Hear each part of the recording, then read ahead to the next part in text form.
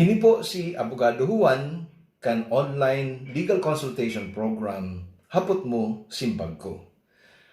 Anapot po ngunyan manungod po sa pagbakal ning daga. Uya po anapot. Ang daga pong nabakal ko may deed of sale man. Alagad dai po notaryado. Balido daw po ini. Ang simbag, iyo, balido an sa indong deed of sale. Ang deed of sale po sa rong kontrata, base po sa Article 1318 kan New Civil Code, ang sa rong kontrata, igwang 3 elements, tulong rekisitos. Primero, iyo po ang consent. But sabiyon, ang pag-uyon kang ambos lados sa sarong kontrata, aro kan deed of sale. Ikadua, igwa pong object or subject matter of the contract, yun na po yan si daga.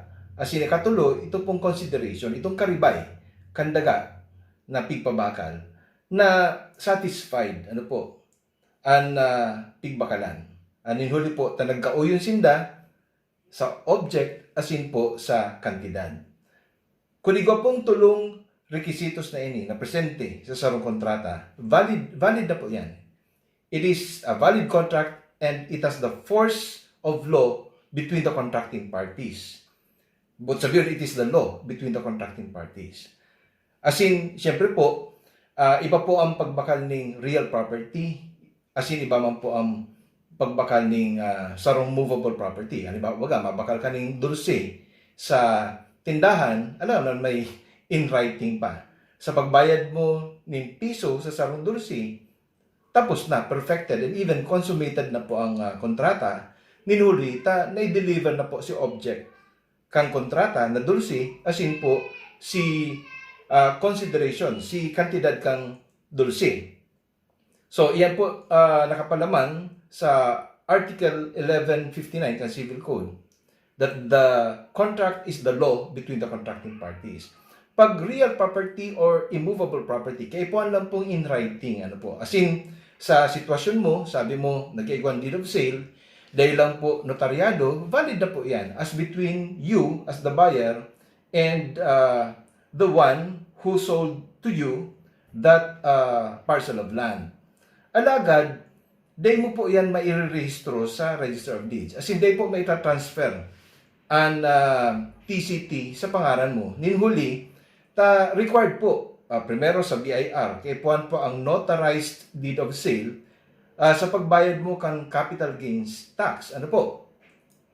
Para makakuha ka ng sertifikasyon na bayad po ang capital gains tax, pati naman po ang documentary stamp tax. Siriman po ang requirement sa assessor's office kang syudad o munisipyo na kung sa inyaon ang propiedad, na iyo po ang igwang custody kan pigaapod ng tax declaration.